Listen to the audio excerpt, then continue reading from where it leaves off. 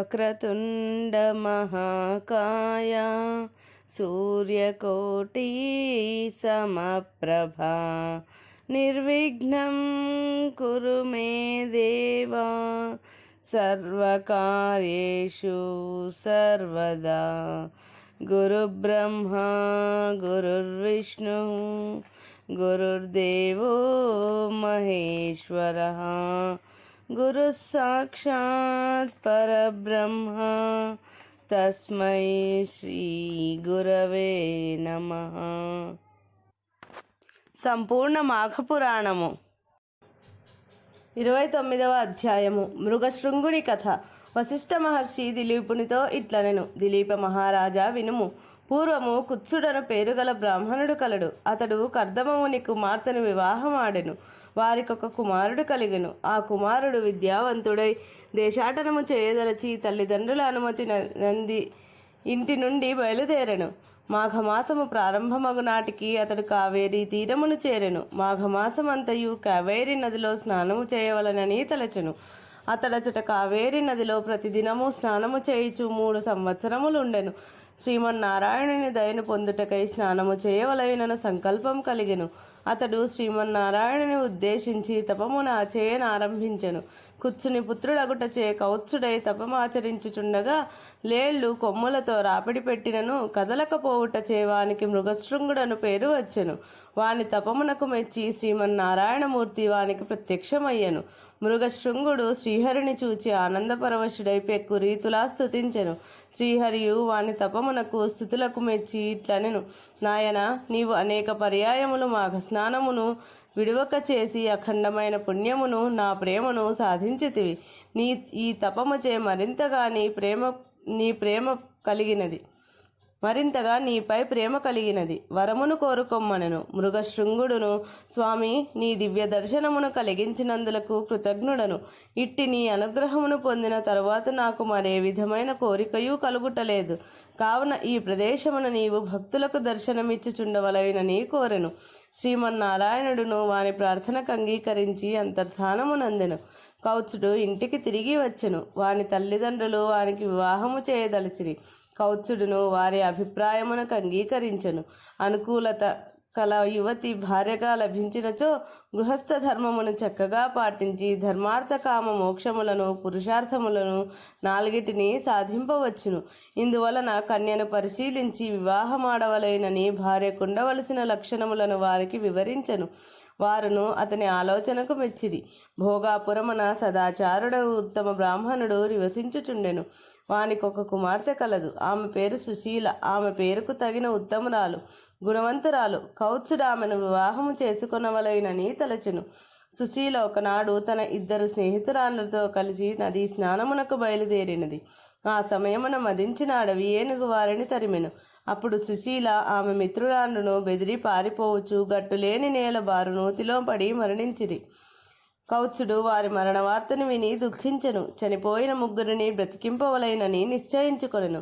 వారి తల్లిదండ్రులకు ఆ శరీరములను రక్షింపుడని చెప్పెను. సమీపముననున్న నదిలో స్నానము చేసి ధ్యానమగ్నుడై ఉండెను. మదించిన ఆ ఏనుగు వానికెదురుగా నిలిచి వారిని కొంతసేపు చూసెను.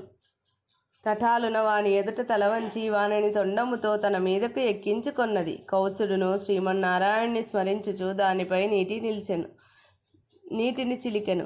2 చేతులతో దానిని స్పృశించెను. వెంటనే ఆ ఏనుగు తన రూపమును విడిచి దివ్య రూపమునందెను.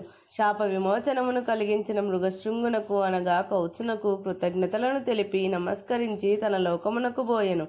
కౌత్సుడును చనిపోయిన వారిని బ్రతికింపవలెనని మరలా నదిలో మునిగి యమధర్మరాజును ఉద్దేశించి తపము చేయసాగెను. యముడును వానికి ప్రత్యక్షమయ్యెను. వరమునిత్తును కోరుకొమ్మనెను. మృగశృంగుడును యమునికి నమస్కరించి స్తుతించెను. దుర్మరణము చెందిన 3 కన్యలను బ్రతికింపుమని కోరెను. యముడును వాని పరోపకార బుద్ధికి మెచ్చుకొనెను. అడిగిన వరమునిచ్చి అంతర్ధానము చెందెను. మృగశృంగుడు పట్టుదలతో చేసిన తపము చేతను యముని దయవలనను సుశీల ఆమె 2 మిత్రురాండ్రు బ్రతికిరి. వారిని చూచి అందరూ ఆశ్చర్యపడిరి. సుశీల మున్నగు వారు నిద్ర నుండి లేచినట్లుగా లేచి కూర్చుండిరి. వారు యమలోకమును చూచిన విశేషములను ఇట్లు చెప్పిరి.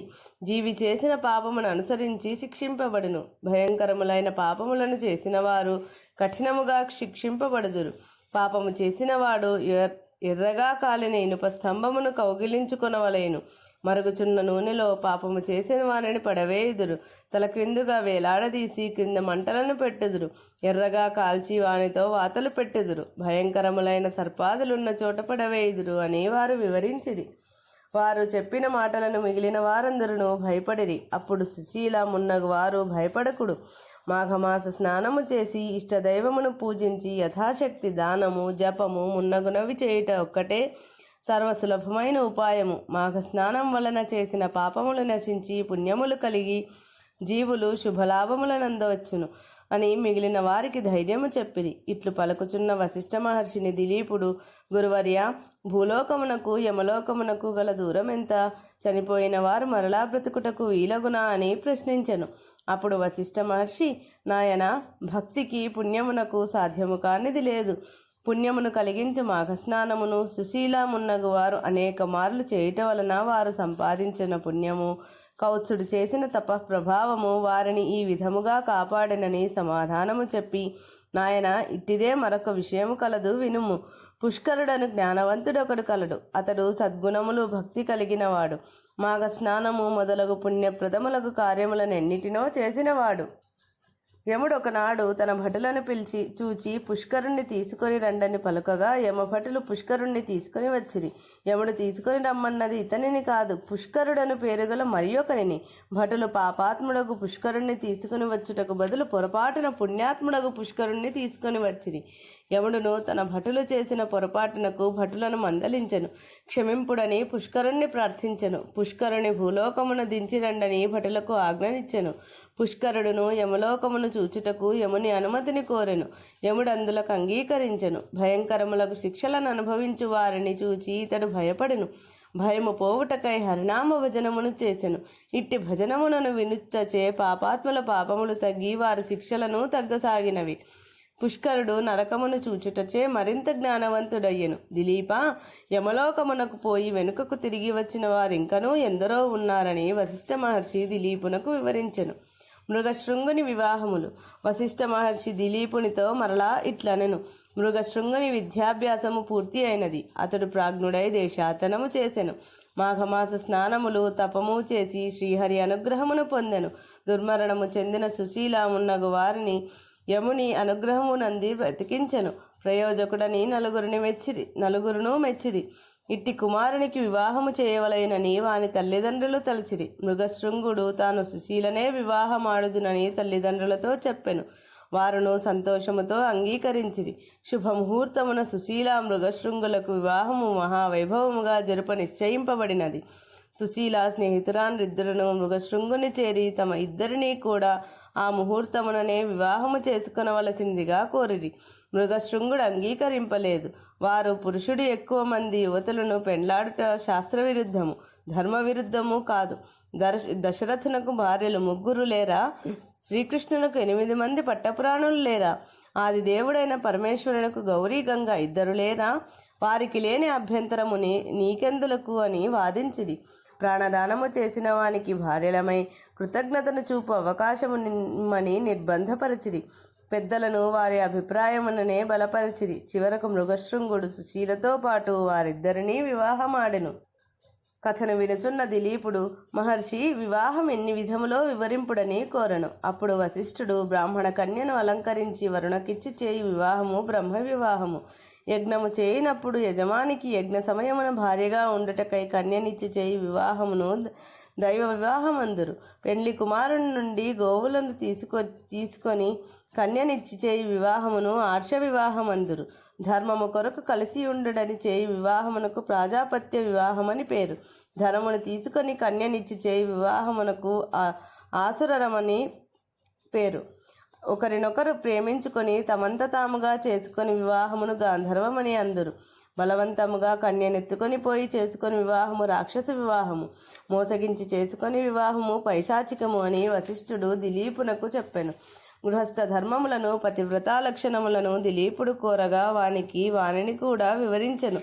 దిలీపుడు కోరగా వశిష్ఠుడు మరలా ఇట్లు కథను కొనసాగించెను. మృగశృంగుడు 3 భార్యలతోనూ కలిసి సుఖముగా ఉండెను.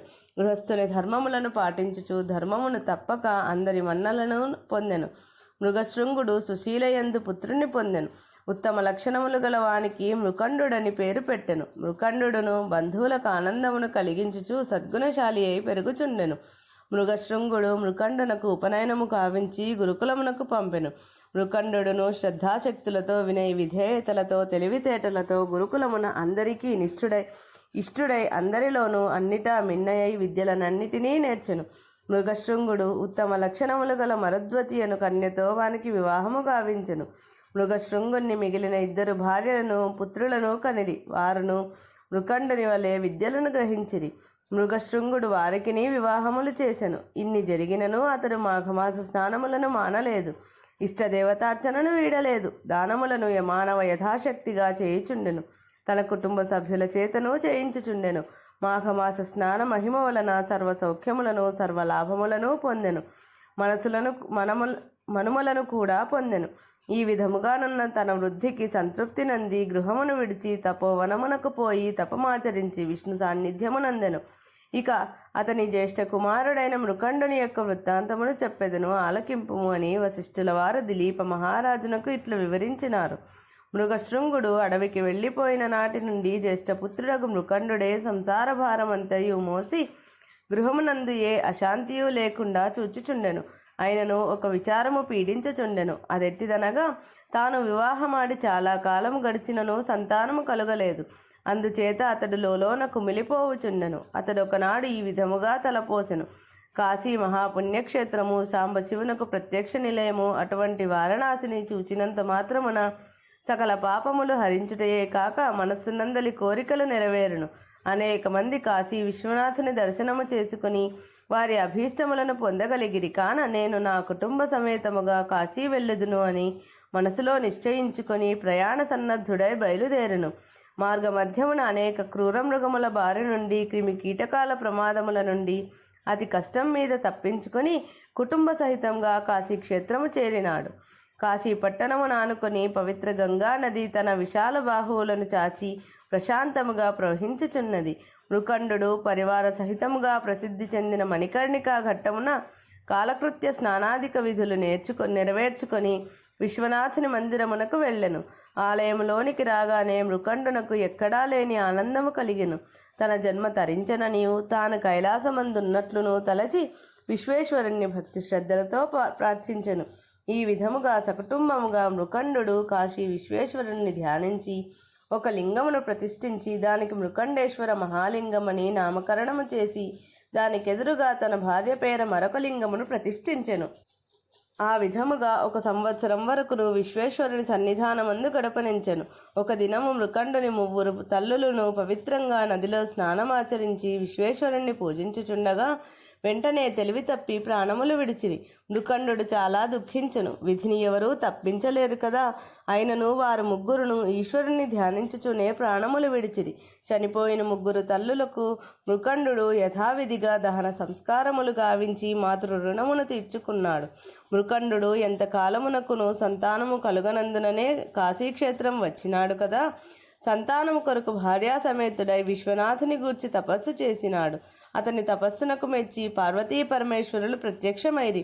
మృకండునకు అతని భార్య మరుద్వతికి అమితానందము కలిగి పరమేశ్వరుని అనేక విధములా స్తుతించగా పరమేశ్వరుడు, మహాముని, మీ భక్తికి ఎంతయో సంతసించినాము. మీరు చేయి తపస్సు మమ్మెంతో ఆకర్షించినది. మీ నిష్కళంక భక్తికి మెచ్చి మీ కోర్కెలను తీర్చగా వచ్చినారము. కాన మీ అభీష్టం ఎరిగింపుడు అని పలికెను. అంత మృకండు నమస్కరించి, తండ్రి మహాదేవ, తల్లి అన్నపూర్ణ, ఇవే మా నమస్కృతులు. లోకరక్షక, మీ దయవలన నాకు సులక్షణవతి, సౌందర్యవతి, సుకుమారవతి యగు పత్ని లభించినందువలన నేను మిమ్ము ధ్యానించుచు ఆమెతో సుఖ సంసారం అనుభవించుచున్నాను. కానీ ఎంతకాలమైనను మాకు సంతానము కలుగనందున కృంగి కృషించుచున్నాము. సంతానము లేని వారికి ఉత్తమ గతులు లేవు కదా. కావున మాకు పుత్ర సంతానము ప్రసాదింప వేడుకొనుచున్నాను అని పార్వతీ పరమేశ్వరులను ప్రార్థించినాడు. మృకండుని దీనాలాపములు ఆలకించిన త్రినేత్రుడు, మునిసత్తమా, నీ అభీష్టము నెరవేరగలదు. కానీ ఒక నియమమున్నది. బ్రతికి ఉన్నంత వరకు వైధవ్యముతో ఉండు పుత్రిక కావాలేనా, లేక అల్పాయుష్కుడగు పుత్రుడు కావాలేనా అని ప్రశ్నించెను. మృకండునకు ఆశ్చర్యము కలిగెను. పరమశివుని మాటలకు ఆలోచనలో పడవలసి వచ్చెను. కొంత తడవాగి, హే శశిధర, నన్ను పరీక్షింపనించితివా? నాకు జ్ఞానోదయమైనది. మొదలు నేటి వరకు మీ ధ్యానమునే సలుపుచూ సేవించుచున్న నాకు ఏమి చెప్పవలేనో తోచకున్నది. అయినను కలకాలము వైధవ్యంతో కృంగి కృషించు పుత్రిక కన్నా అల్పాయుష్కుడగు పుత్రరత్నమునే ప్రసాదింపుమని నుడివెను. అటులనే అగునుగాక అని వరమిచ్చి త్రిశూలధారి పార్వతీ సమేతముగా అంతర్ధానమయ్యెను. పరమేశ్వర అనుగ్రహం వలన మృకండుని భార్యయగు మరుద్వతి ఒక శుభముహూర్తమున పుత్రుణ్ణి గనెను. మృకండునకు పుత్ర సంతానము కలిగెనని అనేక మంది ఋషిసత్తముల ఆ బాలుణ్ణి చూడవచ్చిరి. వ్యాస మహర్షి కూడా వచ్చి ఆ బిడ్డకు జాతకర్మ చేసి వెడలను. ఓ దిలీప మహారాజా, పరమ పూజ్యుడును ఋషిసత్తముడును యగు మృకండు పరమేశ్వరుణ్ణి మెప్పించి వారి దయకు పాత్రుడై పుణ్యమును బడిసిన ఈ పుత్రుడే పరమ భాగవతోత్తముడగు మార్కండేయుడు. ఇది మాఘపురాణం 29వ రోజు పారాయణం 29వ అధ్యాయము సంపూర్ణం.